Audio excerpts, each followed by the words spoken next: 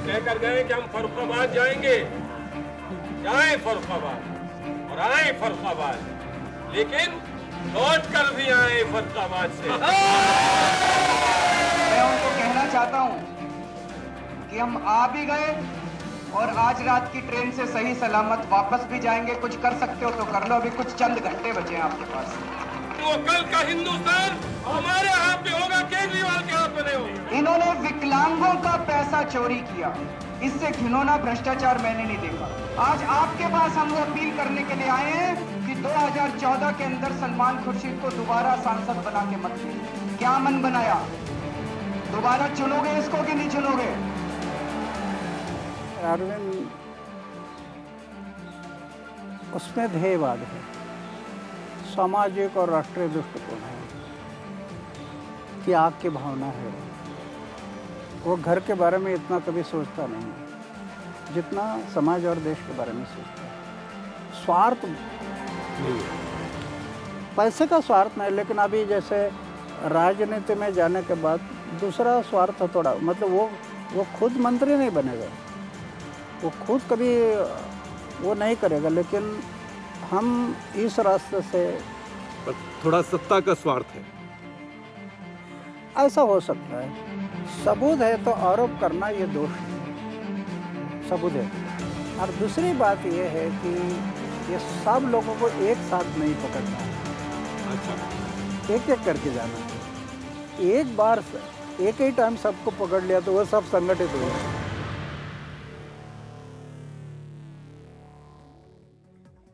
नमस्कार, prime time में चर्चा अरविंद केजरीवाल की सियासत और उसके असर की। टीम अरविंद ने आज फर्रुखाबाद में अपने दल बल के साथ रैली कर ही ली। वहां स्टेज से सलमान खुर्शीद को ललकारते हुए कहा, चंद घंटे बचे हैं, कुछ कर सकते हो तो कर लो, किसको डराने चले हो, हम तो जान हथेली पर लेकर चलते हैं। याद हो, केंद्रीय मंत्री सलमान खुर्शीद ने ही इन्हें फर्रुखाबाद आने और वापस जाने की चुनौती दी थी। टीम अरविंद के स्टेज पर कुछ विकलांग लोग भी थे जिन्होंने अपनी कही। एक ख्याल ये भी आया कि उनके दुख की क्या नुमाइश हो रही है, क्या अब विकलांगों पर सियासत हो रही है। लेकिन यहाँ मुद्दा तो उनके साथ धोखे का है, जिसको राजनीति के अखाड़े में इस्तेमाल किया जा रहा है। अरविंद ने कहा, खुर्शीद को दोबारा चुनना नहीं, एक विकलांग को उनके खिलाफ खड़ा किया जाए। यहाँ इस इलाके में चर्चा एक ऑडियो सीडी की भी रही, जिसमें लुईस खुर्शीद और अरविंद के एक सहयोगी लक्ष्मण सिंह की बातचीत में एक कांग्रेसी नेता को बदलने के बदले में रैली नहीं होने देने की बातचीत है। क्या ये खुर्शीद खेमे की हताशा है या फिर स्थानीय राजनीति का मोलभाव? दूसरी तरफ आज टीम अरविंद के मेंटर अन्ना हजारे ने एनडीटीवी से बातचीत में कहा कि अरविंद को पैसे का नहीं, सत्ता का स्वार्थ हो सकता है। लेकिन अन्ना ने एक और बात कही, अरविंद कई लोगों पर एक साथ वार कर रहे हैं, जल्दबाजी नहीं करनी चाहिए। तो प्राइम टाइम में समझने की कोशिश करेंगे केजरीवाल की सियासत और उसके असर की। सवाल कई हैं। टीम केजरीवाल की सलमान खुर्शीद के गढ़ फर्रुखाबाद में रैली के क्या मायने हैं?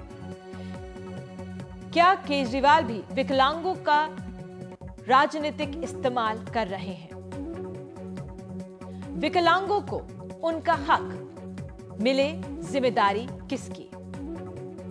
अन्ना ने कहा, अरविंद को सत्ता का स्वार्थ हो सकता है, राजनीति में क्या ये गलत है? क्या अरविंद की नीति भ्रमित है? यह हमारा बड़ा सवाल है। क्या अरविंद की नीति भ्रमित है? एक साथ कई लोगों पर वार कर रहे हैं।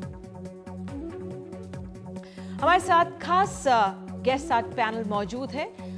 अखिलेश प्रताप सिंह, नेता कांग्रेस के, हमारे साथ दिल्ली स्टूडियो में मौजूद हैं।